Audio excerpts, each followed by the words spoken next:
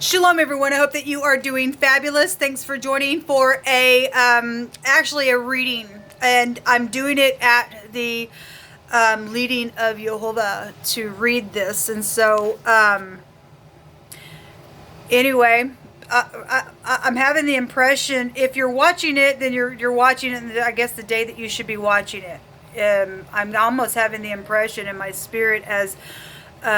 So I don't know if I'm unlocking this today or not, but I'm told to read it, so I'm just going to read it on camera because I felt led to, okay? Because we are finding ourselves in prophecy. If you're new, my channel, I read tarot by way of the scripture, and I prove by way of the scripture that the tarot is found there, and Jehovah has me do a heavy work for the hour that we live in the earth. And you'll just have to follow me, and you'll learn me as we go. You're more than welcome to go back on my channel and find discussions. I've had many discussions on my channel about many things. But we are in prophecy in the earth, and we get real heavy stuff on my channel. And I don't hold back, and I fear the great one. We're told to fear Yehovah Elohim all the day long. And he is the maker of heaven and earth. People call him the universe. He's running the universe, and he tells us what his name is. And I keep his commandments because I'm in love with Yehovah. And all those who keep the commandments have a good understanding of who he is, and he's our Abba, he's our Father. And so without keeping the commandments, we know that King Solomon teaches us, and the Christ tells us if we love him, we will keep the commandments, right? But King Solomon tells us in the book of Ecclesiastes that we won't feel any evil thing. That doesn't mean that we don't go through things in the earth and prophecy's not playing out and things like that, but and it doesn't mean that evil things haven't even happened around us either, because other people, their choices and things like that can grieve us as well. But if we are keeping the commandments, we do have the shield though around about us, because Jehovah is a shield and a buckler for us. And so anyway, I teach and read and allow Yehovah to bring out real life things that are going on in people's lives, to meet them where they're at, the good, the bad, the ugly, whatever Yehovah wants, Yehovah gets. This is his tower. You know, I hear him say to do something, I get up and I do it. And so the other day on live, I got up and read right out of the book of Micah. And I've talked a lot about how a lot of people take their scripture in underneath their arm, and they just, march on into churches and things like that. And I don't have anything against churches. I grew up in churches, and Jehovah had me go a different way to bring news in the earth to places where people would never walk in those places, okay? If you're in the upright, you're in the upright.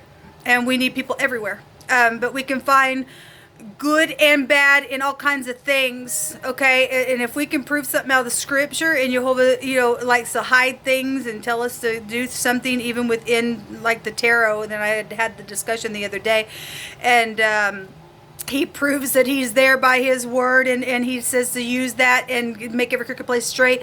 Then he means what he says. He knows what he's doing, even if somebody else doesn't understand it. And we can find in the churches wolves as well in sheep's clothing. And so I was on live the other day and was reading out of the scripture, which I've taught about cannibalism before, and it's all over the scripture. It's all over the scripture. It's all over the scripture from the first from the first of the book that we open up into. And I was reading how in Micah it tells us that they would be flaying people's skins and chopping them up, putting people in cauldrons and stuff like that, because we are dealing with the occult and nastiness. And some people, I guess, they think that this stuff doesn't go on in the earth still.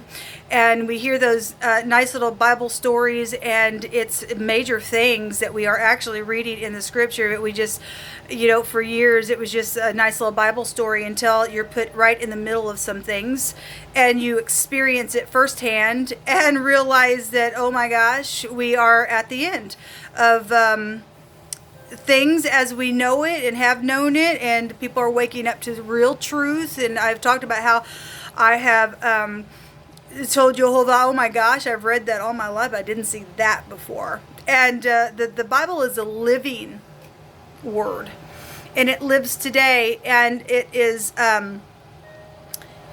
It is life and death within it, according to how we are responding to it by truth. In the word, the truth is the commandment.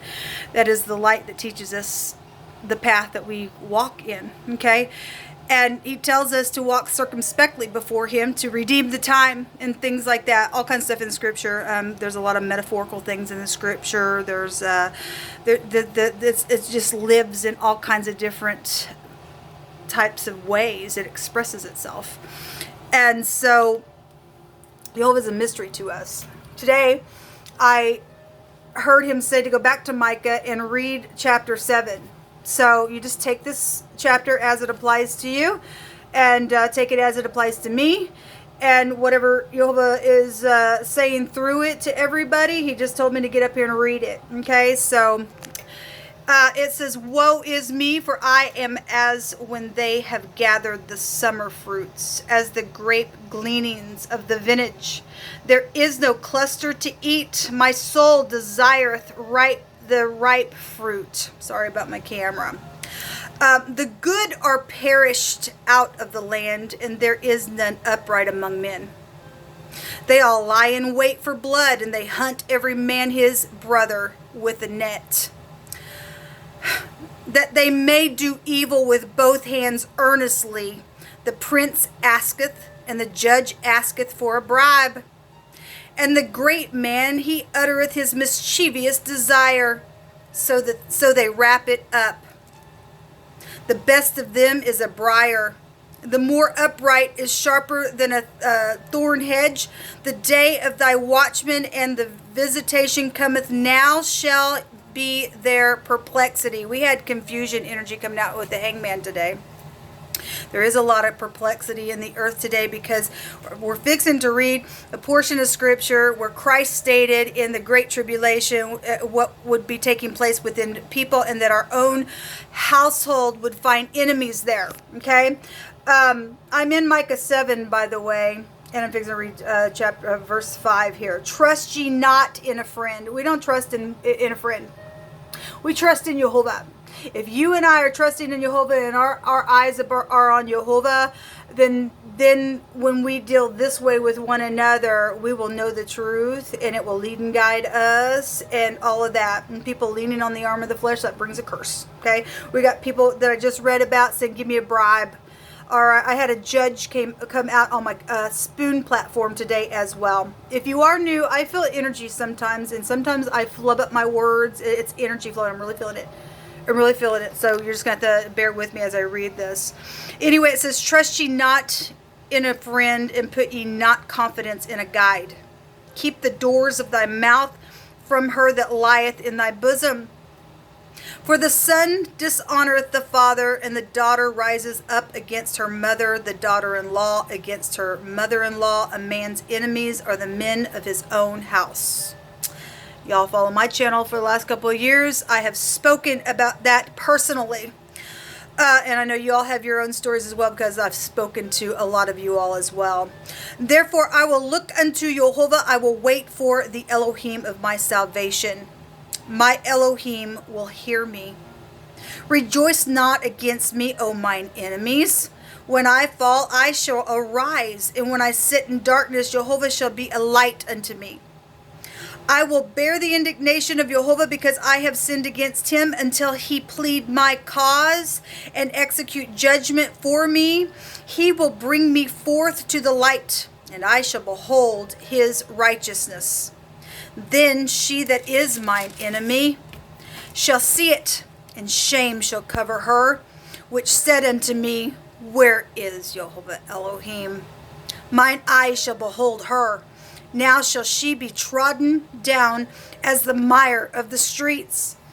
In the day that thy walls are to be built, in that day shall the decree be far removed.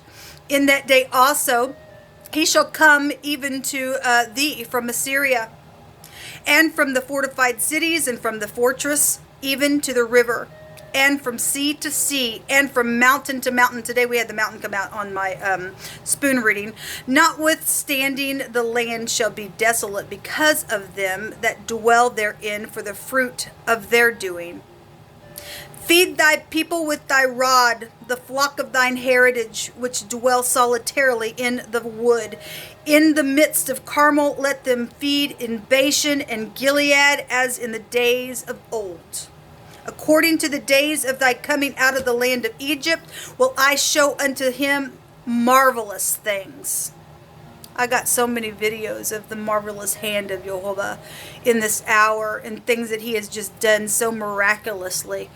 We're going through, people live in spiritual wildernesses and woods and people. I actually met a lady yesterday and she said she's lived in the actual woods for 7 years, and we have people naturally doing that as well in the earth. The nations shall see and be confounded at all their might, and they shall lay their hand upon their mouth, and their ears shall be deaf. They shall lick the dust like a serpent, and they shall move out of their holes like worms of the earth, and they shall be afraid of Jehovah our Elohim. People better be afraid of Jehovah, okay? And shall fear because of thee. If we're fearing Jehovah, we're doing what he tells us to do. He is inside of you and I. We're told in the book of Genesis, when they got off of the boat, that the fear and the dread, okay, would be upon people,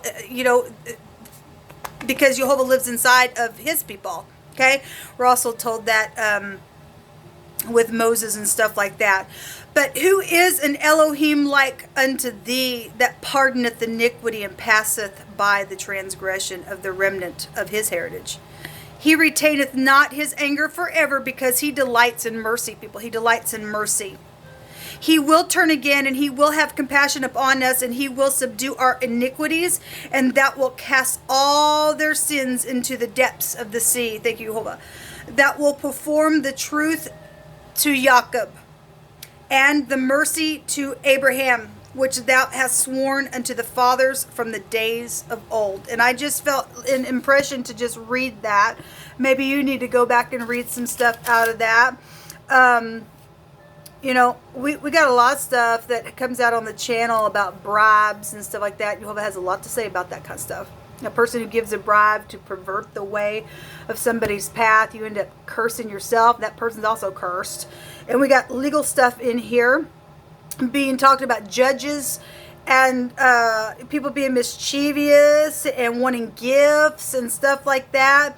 And it just brings all kinds of stuff in our earth, people. It really does. And it is time for people to really begin to look up and quit leaning on other people. So, well, if you give me a bribe, I'll do something for you. You're cursing yourself. Whatever reason why you wanted me to read this, he did. So I'm just obeying what he said to do.